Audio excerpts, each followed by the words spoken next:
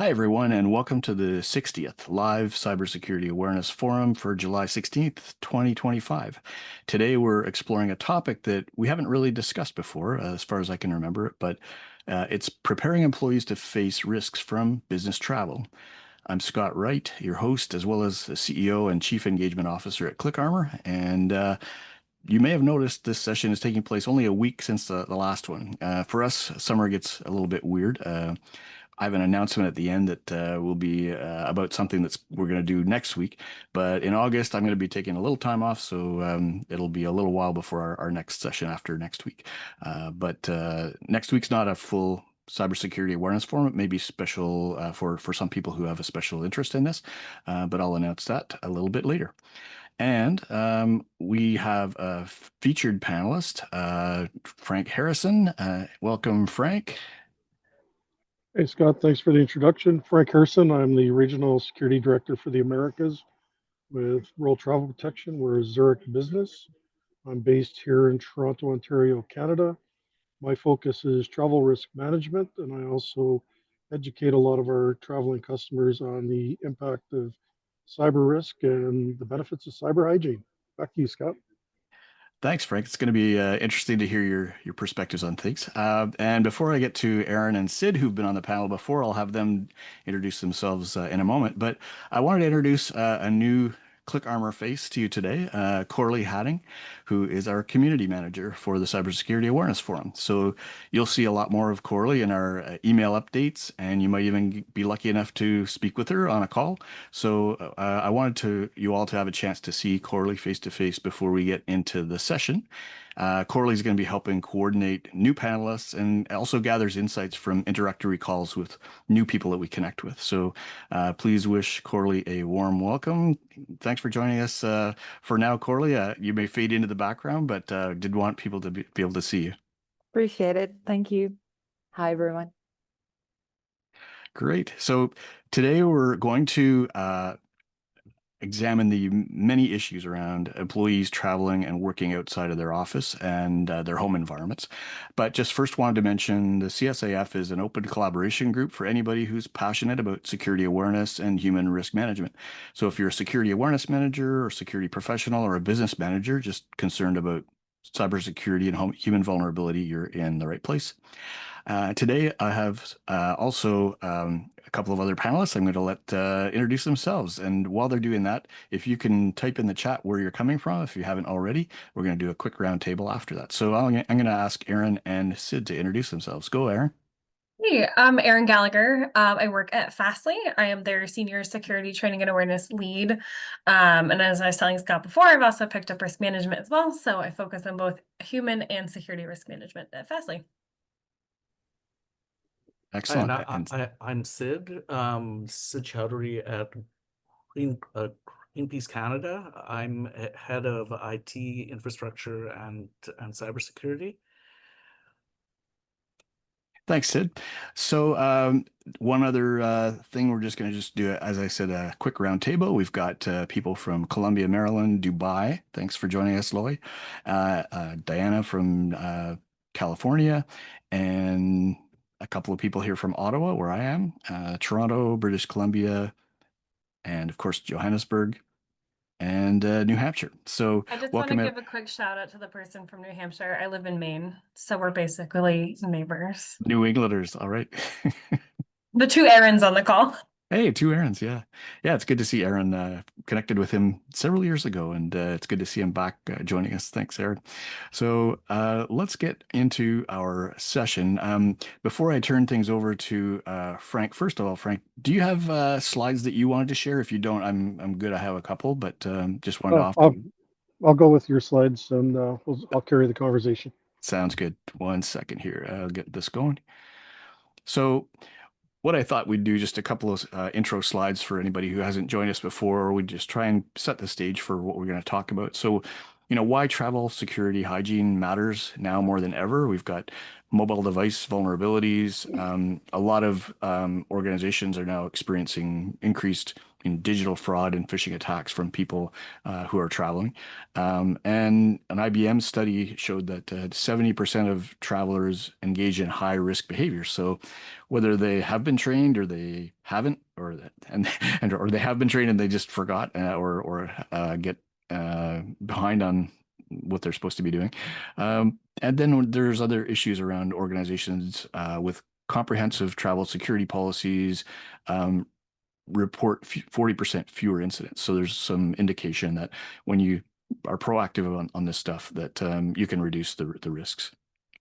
The next thing was just to cover the different domains that we could be talking about. And Frank, you may have some to add to this, but there's the idea of device management and preparation, which could even include whether it's hardening the devices or providing alternative devices, burners, things like that people may carry without sensitive data on it.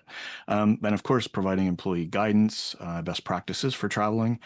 But you also have network security and connectivity. You might want to do things like geofencing and other things that could protect the network. Other access control policies, data protection policies related to travel. Physical security measures, having, fully encrypted drives and things like that on people, on the devices people carry. And then the geographic risk assessment, deciding how much you need to do for different locations.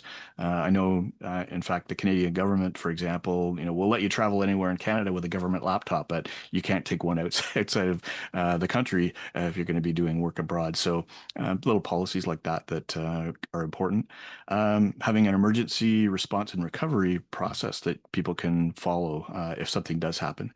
And then something I hadn't heard of before, but just discovered, you can have post-travel scans and debriefs and assessments so that you can make sure that things that are brought back into the organization haven't been infected or have the opportunity to impact the organization. So I'm going to start as usual with a poll question that I'll get going and people can respond to. And then after that, I'll open up a question for the panel. So give me a chance here to launch poll question number 1. And that question is, what's your biggest security concern when employees are traveling for business? Is it unsecured Wi-Fi networks and man-in-the-middle attacks? Is it lost or stolen devices? Is it employees falling victim to travel-related scams? Inadequate VPN usage and unprotected data transmission, physical security or tampering in high-risk countries, or employees disabling security features. So I'm going to let that run. And as usual, if the panelists have any comments on my original context or on the poll question, that's great too. Feel free to jump in on that.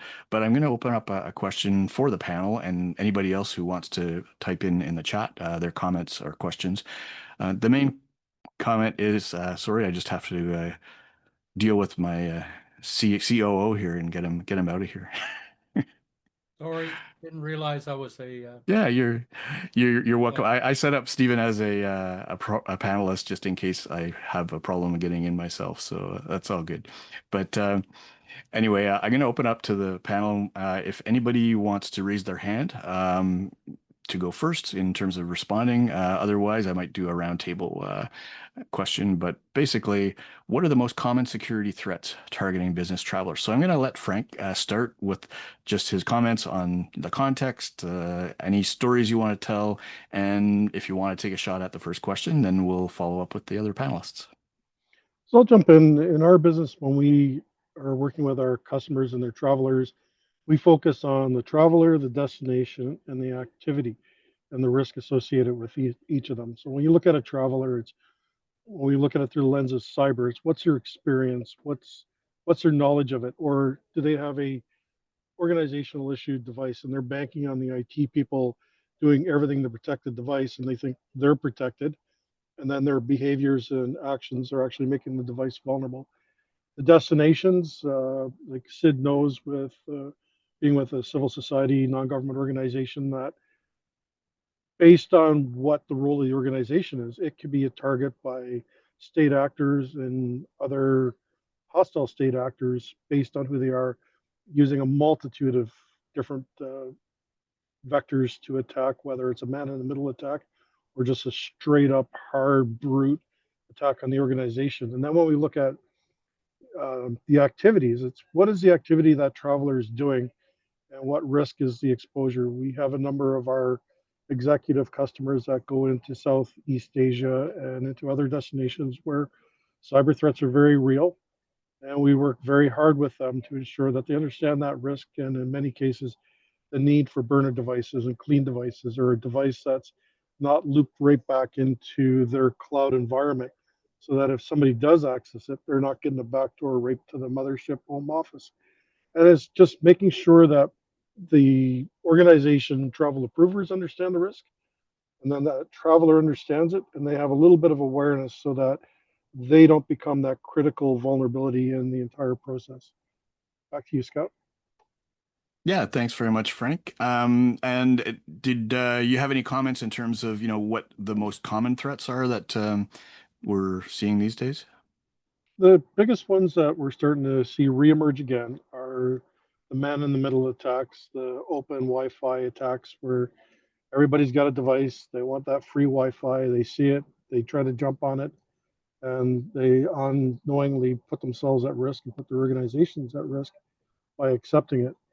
Then the other side to cyber risk is just the basic hygiene things of how many people get irritated when those updates come in and it's like, I'll hold off on it. If you're using an Apple device, that update is usually a response to a security vulnerability that's been identified and there's a patch. And I'm going to be honest, how many people got issued with an iPhone? And when was the last time you changed the master password on that device beyond when it was actually given to you? Hmm. Interesting. Awesome. I'll let Aaron go next. A good news for you, I don't have an iPhone, so that's a good start for me at least.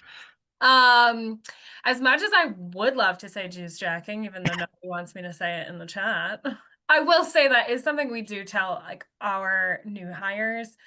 So we cover business travel under our new hire onboarding session. And one of the biggest things that we at least talk to people about is Wi-Fi networks and that our company policy, although it's not always perfect, we get that you can't always, tether to your phone, but if you can tether to your phone, it does sometimes get rid of a lot of those security kind of risks. But I do tell people even that if you are traveling, if you connect to an actual like charging block instead of charging your devices from an unknown USB port, it can potentially save you some headache down the line if it happened to be compromised. So I said it. There you go. You're welcome. I said it for you. Thanks, Aaron. Before I go to you, Sid, I just want to make a comment about the juice jacking thing. So first of all, there may be people on the call who don't know what juice jacking is. So I'm going to just take a moment to explain it and give my thoughts on it too. So juice jacking is, as Aaron kind of alluded to, when you plug your USB device or your cord into a charging port or some other port on it. Usually it's a charging port, either at an airport or on an airplane, for example. The idea is there could be an attack launched from that port, and there are devices that are used, I can't remember what they're called now, but there was certainly a cable that can be used to intercept that connection. So it is actually a threat, but the problem is it's more of an opportunistic threat from my point of view. Nobody knows really that you are the person that's going to plug into that particular port. So it's pretty hard to target somebody in that case. It's not impossible, but it is relatively low risk compared to everything else. So that's why a lot of security professionals kind of mock the idea of giving juice jacking as a legitimate threat that people need to worry about. Look, putting on my risk management hat here, threat and likelihood, sure. The actual likelihood of it happening is very low, but the potential impact could be medium to high, which still does put it in a medium to low risk category. So I'm just throwing that out there. Yeah. We're going based on a risk chart here. Yeah, and thanks to Loy in the chat. Ninja cable, I guess, is one of the ones that is used that could potentially intercept. So sorry, Sid, you go ahead with your comments. Oh. Okay, so a lot has been covered. I will say attackers capitalizing on distraction, urgency, and unfamiliar environments, and that can lead to all these things about using unsecured Wi-Fi, using evil twin, which is, having a fake, like using what's called a pineapple, which goes and broadcasts a very strong Wi-Fi signal, which overwrites something else, and they could be spoofing and ID. So those are very common, easy to do things, actually, for an attacker. I made a list of things, and I'll just go over them. Yeah. Lost or stolen devices. We've actually had that happen where somebody's lost it, but we have universal endpoint management enforced on mobile devices, everything. So if a laptop or a phone is stolen, we can wipe it. Some things that people should always, even in a cafe or and any time you're using something outside and you're dependent on the environment, is shoulder surfing. Just something as simple as that, and having a polarizer on the screen so people can't see things from the side. People don't think about that. Juice jacking is something. And the thing that happens with juice jacking, which wasn't actually talked about, is the injection of malware. So because that cable, you can have two kinds of cables, one that is just power, okay, or one that is a full data and power cable. And if you're using that for charging, and you plug in to USB in some way, it can inject malware or steal data. Of course, other things are phishing or SMS, which you're always vulnerable to, not just in travel, and rogue apps that somehow the Wi-Fi network can push something to you. You're connecting to something and it tells you, use this app. It's been demonstrated to me. Your employee just passed their phishing test with flying colors. But are they actually ready to spot a real phishing attack that uses a hacked internal email account? Probably not. Advanced cyber attacks now use more subtle methods that live phishing tests can't simulate easily. When an attacker sends a fake email from an internal account with a compelling emotional trigger, how will your employees respond? They need to make split-second decisions under pressure. That's why effective cybersecurity assessment puts people in realistic simulations where they can efficiently practice in a confidence-building environment before they need to face actual threats. Real scenarios, real decisions, real protection for your business. Stop guessing if your team is really prepared. Try ClickArmor's unique virtual phishing simulations and see how quickly you can build their cyber resilience. Visit clickarmor.ca/trial for a free trial.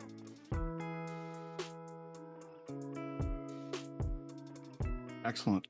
Thanks very much for that, Sid. I'm going to move to our next poll. So let me just share my screen. And I know people in the chat are still arguing about juice jacking, but it's all good. So I'm going to launch our next poll, which is which of the following security measures does your organization currently have in place for what are most or what are most common if you're working with multiple organizations, if you're a consultant or someone like that. So just give you a chance to highlight which ones you think are most used as measures within organizations.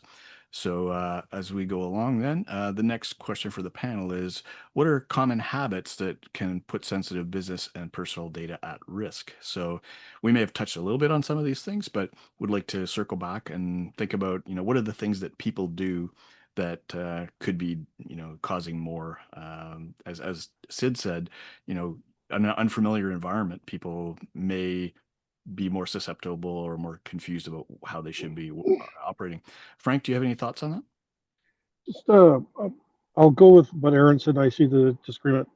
I'm a huge advocate of carry a battery pack, and I say that because I've worked in jurisdictions where internet was delivered through electrical conduit, through literally the plug in a wall. And as I learned in the past roles where I worked in the former space, you could also do intercepts through that medium as well. Now, common habits, ultimately, it's carry what you need And do you really need everything on your device? And that's where I'm a proponent of organizations moving towards devices that are not the actual devices that they carry every day at work. I carry two devices, a burner and a regular one. And I'm heading to the US this weekend. And I have a number of the senior leaders that are coming with me that are taking burner devices to the US. And it's understanding the risk environment that you're operating in and understanding what the consequences are if that information is intercepted or if it's reviewed and then looked at and potentially identifying a traveler as a threat or a risk to the entry into another nation. All right. I'll let Sid go this time if you have any comments, Sid. I'll be brief this time. I just want to have one rule in this. It's behavioral risk over technical risk. And what does that mean? That most problems happen due to people when they're involved in business travel due to relaxed security habits, not sophisticated attacks. For most people, for somebody, we have people who are traveling in high risk areas. That's a totally differently tiered thing. But for most people, it's people are relaxed and not thinking about things which they would otherwise. Okay. I think that makes a lot of sense. Aaron? So I was gonna comment on that too, and also what Aaron said about we're talking about physical security too. What Sid said before, and I just want to like highlight it because it's a really good point, not just for business travel, but I'm really bad when it comes to traveling and trying to snoop on people's devices to quite literally see how much information I can shoulder surf off of them and think to myself, wow, if somebody else is doing this maliciously, you just have everything out there. I try to see people's badge numbers, their name. Basically, if I'm looking at somebody, I'm playing a game with myself. How much information can I find on you just by looking at you and your devices?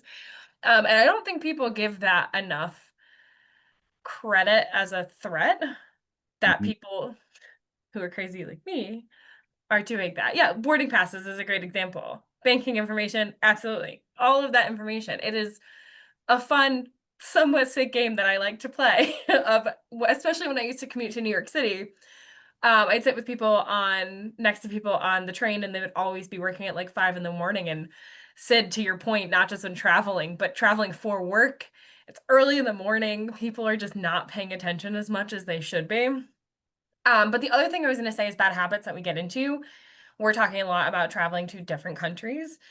Not understanding, or on the flip side, assuming that the threat landscape in your country is the same as somebody else's country. And I think about that going back to physical security. Pickpocketing might not be as big of an issue in a lot of places in the US. Like pickpocketing is not a huge issue. It definitely has its places like New York, big cities, stuff like that. But you see it a lot more commonly in bigger cities in Europe that pickpocketing is a thing. So not just getting your device or losing your device, but getting it stolen is potentially more common as part of a threat landscape in another country than it would be here.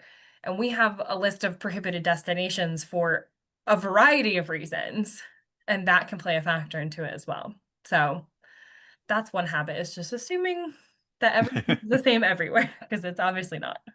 Well, I'll jump in and give you a real world example. We had a customer on Sunday, flew into San Francisco from an international destination using their phone with their boarding pass on it. As they landed at the airport, they're in a secure area. They're going up to the gate, which is in a secure area. Go to pull their device out with the boarding pass for their onward to New York City. Guess what? Somebody stole their phone in the secure area. Wow. Boom.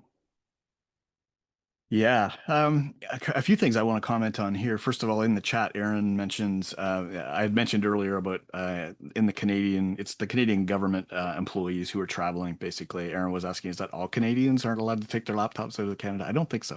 No, it's just the Canadian government has a rule that says if you have a government laptop, you can't take it out of the country.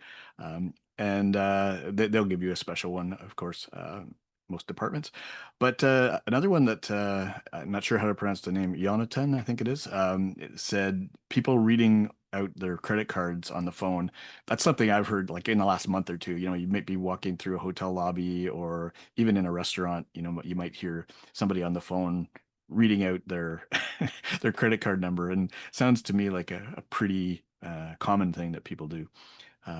And shoulder surfing is a really good example as well. In fact, I bought a screen, a privacy screen. I can't remember what you called it, Sid, but privacy screen is what I think I searched for on Amazon. You can get them to fit any size of laptop, and it's easy because I keep it in a letter size envelope in my laptop case, and whenever I go somewhere, if I'm on a train or a plane, I can just pull it out, slip it on the screen, and then people like Aaron can't see it.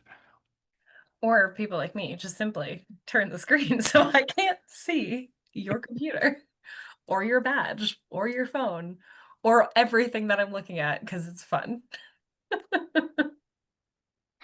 Nice. All right. So I've finished our second poll. I'm going to go to the third one. Just give me a second here. Number 3 and watch. So you guys in the session should see it. Now I'm going to share my screen so everybody else can see it. There we go. So, poll number 3, what are the biggest challenges you face in getting employees to follow travel security protocols? So, is it, that they find the measures too time consuming or inconvenient? Is it their lack of awareness? Is it resistance to company provided devices versus personal ones? Difficulty remembering all the procedures? VPN connectivity issues. I've actually had this where, you're at a shop somewhere and they offer a free Wi-Fi. So I say, I'll connect to the Wi-Fi and turn on my VPN, and then of course the VPN won't connect because there's something about the way the Wi-Fi is set up that you can't actually use it. But more often, I wanted to say this in our last thing was I find that mobile data can be easier and no more expensive to use as a connection than public Wi-Fi. So those are things I think we'll get into in the next question around what can you do. So I'm letting this poll run. And what are some actionable tips for mobile hygiene that we haven't already discussed? From enabling device encryption and strong authentication to safely connecting on the road. So this time I'll let, I guess, Sid, do you want to go first? Sure, I'll start with another little rule. When I prepared this, is simplicity over or equals adoption. Okay, so people are going to do things if you make it easy for them to do it. And whenever I'm on one of these panels, I always bring up that any policies you have, travel policy in this case, is going to have to be from top down. If you don't have executive buy-in into doing these, what is considered good behavior and bad, you're not going to have any enforcement. Uh,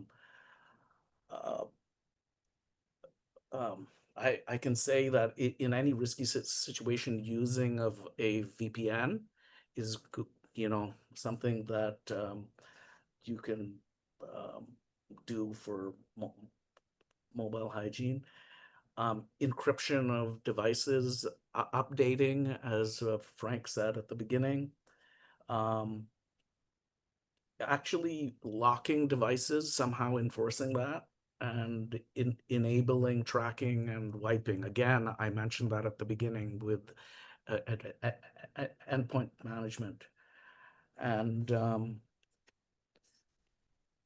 one thing we've been doing a lot, I'll mention one last thing, is multi-factor authentication.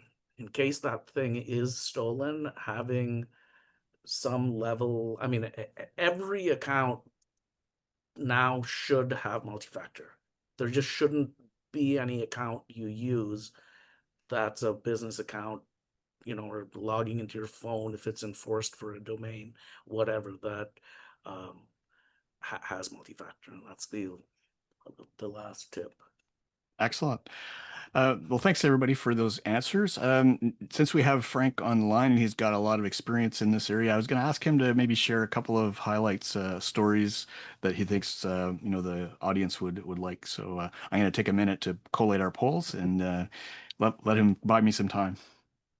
So if we look at just a couple of years ago where fingerprints were the rage, and I had a number of customers where what we did is based on the sensitivity of where they were going, we got them to select the finger that they normally never use to do their fingerprint biometric. Now with facial recognition, you get your face, you get your face. But I've got some customers where we've actually got their IT team to disable the facial recognition and to go back to either a fingerprint or a passcode, and then get them to wipe the screen every now and then so that the visible track of their passcode isn't obvious. And I say this, you see these jokes about somebody will be at home and they fall asleep and a partner picks up their phone and does a facial recognition. I've been in airports and watched somebody have their phone lifted up and put to their face, and the person is gone with their device and they've gained access to it. And if anybody wants to do some research, individuals that steal a biometric phone that can crack the biometric by getting your face are skilled enough that they can disable the security features that you've got in through your settings in a matter of seconds as they're running away from you, getting out and changing, putting their own password on, and your entire device is compromised. So we take it for granted that the biometrics that we trust today are the end all and be all. And to go to what Sid was pointing out, if we're looking at 2FA, I've got 2FA on pretty much everything. I've had it on for a number of years. I was subject to a cyber attack in 2020 that was pretty significant. It was a complete breach of all of my cyber footprint. The only thing that saved me was having 2FA and being able to, in real time, fight the attack with probably the two best cyber gurus in Portugal at the time. But we were literally in a cyber lab in Lisbon fighting this attack as it was happening, watching all of the vector approaches that the attack was coming in through. And it came down to I lost initially a significant chunk of my personal cyber footprint, but we were able to get about 80% back, and a lot of that came to having 2FA enabled. So when I hear someone like Sid talking about 2FA, if you have it, enable it. Those of us who've been around and were long in the tooth when Citrix had the Citrix dongle, it's if there's a new technology out there, don't be hesitant. Be an early adopter because it may be that early adoption that saves your footprint. All right. Thanks very much, Frank. I tried to catch as much of that as I could while I was trying to get our poll questions done, but I appreciate it. And I think those are great stories. And everybody, feel free to type in the chat if you have your own stories that we can share.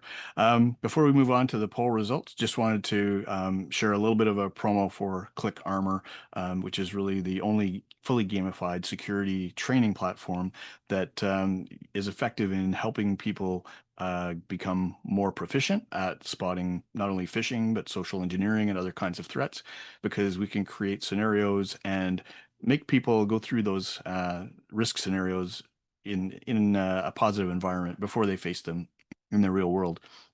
And just wanted to let you know that we do have a social engineering course that covers things like what you would experience maybe in a travel scenario where you've got unfamiliar surroundings and situations that you can find people in. So if you wanted to get a YouTube overview of what ClickArmor can do, just follow that QR code. I promise it's not a phishing link. So we'll move on from here into our poll results. So it might be a little hard to see here, but what I'm going to do is for the purposes of you guys seeing, because sometimes it truncates these things, I'm going to just reshare so that we can see my browser and get a little bit more context on this stuff. All right, so here we go.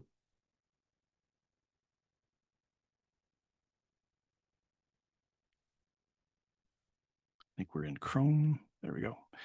So we're going to go to poll question number 1, which is here. So what's your biggest security concern when employees travel for business? Number 1 is employees disabling security features for convenience. That's interesting. And then unsecured Wi-Fi networks, as Frank and Sid, I think both mentioned. And then after that, physical surveillance and device tampering and lost or stolen devices. So interesting results. Anybody have any comments on that? Is it surprising, or any insights from this poll result? All right, I will go to the next one. So next one is, which of the following travel security measures does your organization currently have in place? So this was a multi-selection. The most popular ones seem to be, let's see, mandatory VPN, mobile device management, so you can wipe the devices if people report them as being lost, 24/7 security hotline for traveling employees. What was this one? Country-specific security briefings and restrictions. And then pre-travel device security assessments and hardening, and prohibition of personal devices or for business while traveling. So that's some interesting stuff. There's a mention here, Aaron says encrypted hard drives. Yeah, something I forgot to put in the list, but I'm sure that's probably a pretty common one. In fact, many of the government organizations I mentioned have all their devices encrypted all the time, whether you're traveling or not. So that's a good point. Number 3 is, what are the biggest challenges you face in getting employees to follow security protocols? Number 1 is pressure to work quickly while traveling overrides security. That's interesting. So it's a decision that employees are making. Then there's a lack of awareness about travel-specific threats, and employees finding security measures too time-consuming or inconvenient. It's a little bit of a variation on the first one, most other one that was most popular, and the rest are all pretty even. Frank says we block external data storage. So, do you want to comment on that, Frank? So because we're part of the Zurich family of businesses, ultimately it's financial services, a lot of personal information. It's impossible to plug in an external device to one of our laptops, and all of our systems are all cloud-based and cloud stored, and it prevents the ability of information being offloaded either by accident or intentionally. And the only downside to that is every now and then I'll do a reboot and it blocks my headset, my mouse, and my keyboard. Hmm. Got it. All right. So I'm just going to start to wrap up here. Basically, I would like people to kind of reflect. There's some really good comments from all the panelists and from the chat. Just trying to get caught up here. Aaron's got a ton of ideas, YubiKeys, HID devices. But what I'd really like you to do is think about what were some of the key takeaways that you heard about today. Anything that will change how you behave in the future. Are you going to reach out to somebody, get some more information? Are you going to try some kind of a new approach, or do some new analysis, learn something about what you could be doing yourself in your own organization? So just wanted to let people know all of the CSAF sessions are recorded, and we publish them when we announce upcoming events. It'll be published in the Cybersecurity Awareness Forum web community, as well as when we publish recordings of sessions like this one. It'll be in a few days. We get a recording back, and I'll post it on the website. So it's good if you can join here, then you'll get all the notifications. So the upcoming sessions, we actually have, as I said, we're doing a special one next week. This is aligned with the Canadian government actually does a really good job of creating messaging for National Cybersecurity Awareness Month in October. And believe it or not, it's time to start thinking about that. It's July already, and summer goes by fast, and a lot of people have good intentions. They don't get this stuff in place by October, and they have a kind of a lame program. So I like to start getting people to think about this early. So I'm actually going to run a workshop next Thursday, an hour and a half. We're going to look at planning, budgeting ideas for different kinds of activities, share some ideas. It won't be as much of a panel session. It'll be mostly from my experience and guidance. And one of the cool features is I'm going to be implementing some of that messaging on the Click Armor platform as a special Cybersecurity Awareness Month feature. So we'll offer a special rate for people who want to take advantage of that.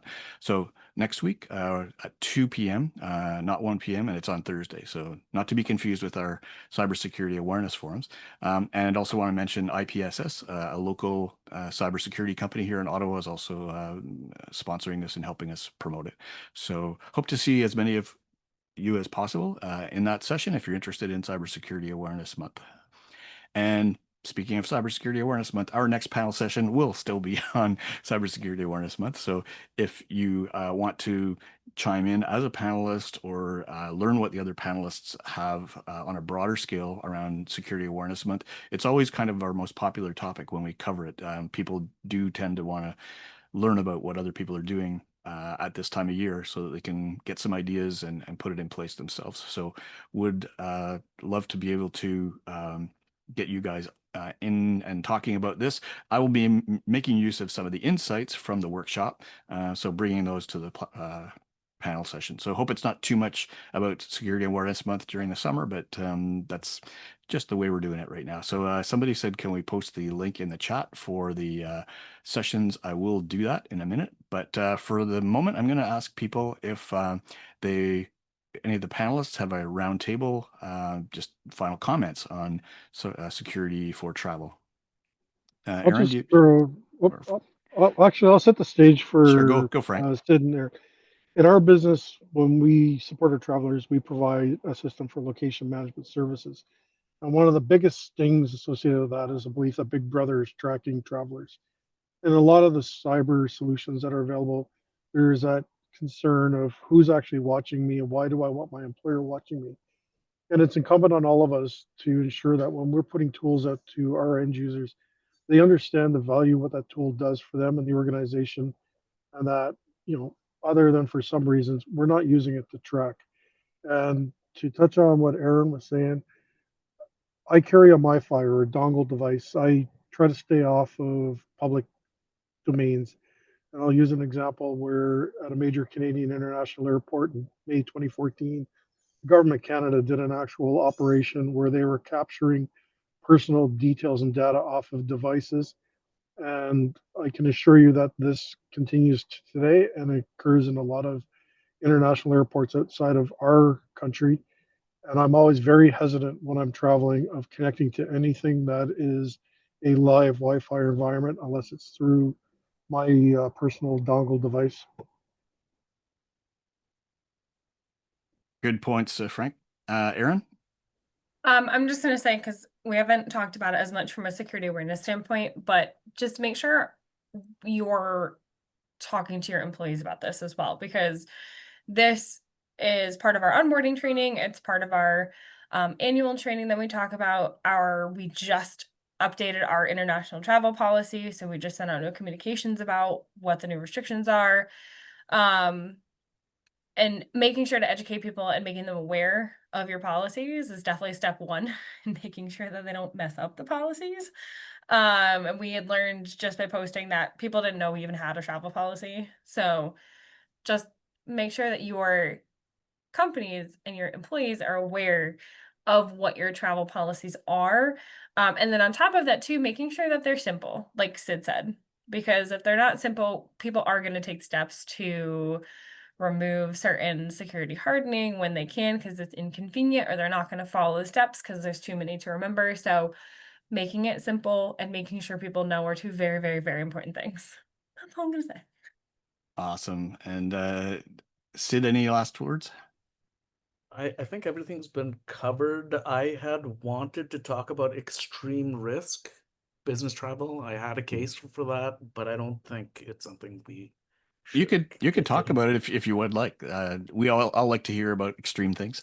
if we okay, so we have a board member who is a surgeon who works with Doctors Without Borders, and they are traveling. They regularly travel to Gaza to help over there with various hospitals, and they have worked before as a battlefield surgeon in um,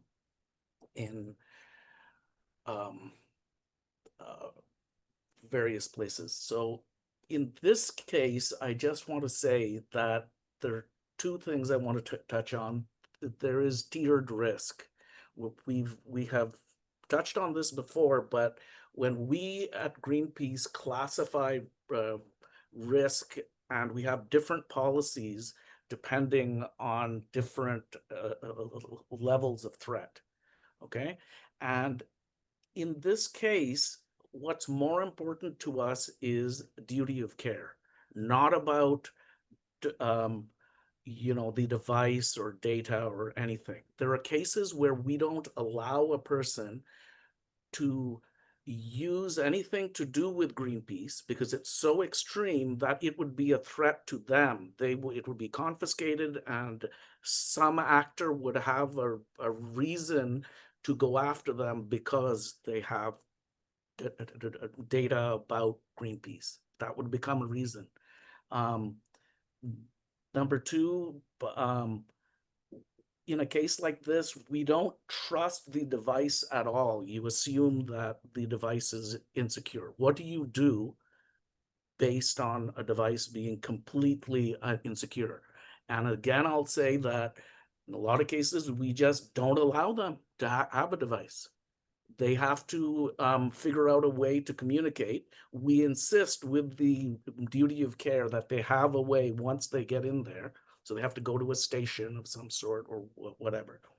So again, that is zero local data footprint. Okay. So Frank had talked about having cloud, and that is part of the tier. You have nothing local. You have nothing which you allow to be plugged in, but even beyond that, it's zero data. Nothing is allowed to be saved there that could cause problems for that person. So again, it's duty of care through that. Security configuration and operational. So we would disable biometrics if you ever have them. We often do use the iPhone lockdown mode. That's very rare. It's for journalists, it's for people who are considered high threat, but we do use it. We tell people, put that on, and it totally disables features. Wow. Now, Android has something called Android Advanced Protection Mode. It's just come out. They're catching up to Apple, but that basically does the same thing. It goes beyond VPN and all that. Lastly, I will talk about low bandwidth security. What happens when you have low power and super low bandwidth and you're trying to talk to an endpoint management or something? You have to assume that this thing could be stolen when there's no power, or even not stolen, but taken off that person and then you use somewhere else. So in this case, looking at our policy, we limit cloud-based, knowing that that's going to happen because it takes bandwidth to do that, right? It's kind of the opposite. And you have very simple ways of communicating. That's about it. I mean, I could get into more stuff, Yeah. but no, that's really interesting, especially sort of the alternative viewpoint, right? That cloud is maybe not the advantage you have, right? So it depends. What it says to me is something that I believe strongly. Every organization has different risk profiles, and you have different reasons to be making a priority for threat scenarios that other people may not. So, when you talk about benchmarking the risks or the vulnerability even of people from industry to industry, I think you have to take into account your own organization's risk profile. And it's not necessarily correct to compare what you're doing with what other organizations are doing to decide whether it's right or not. So I really appreciate those different perspectives. All right, so I think we're pretty much finished this session. Thanks everybody for joining us and staying with us. I had really good turnout, really good interaction in the chat, and I do look forward to seeing you next week if you can join us for the workshop on National Cybersecurity Awareness Month. And I put the links for that in the chat, and it's on the QR code on the video for when we record. So look forward to seeing everybody. If not next week, then August 27th, we'll be talking again about Security Awareness Month. So as Aaron and Aaron were chatting about Security Awareness Month, from my point of view, it's not just training people once a year. It's a different opportunity to connect with people and get them to appreciate, why this stuff is really important. So in my view, awareness is the first step, getting people to be aware that they can be targeted, that they can be vulnerable. And then we've got to educate them throughout the year on everything that we feel is important for them to know. So with that, I'll leave it to you guys, and we'll talk to you next time. Take care.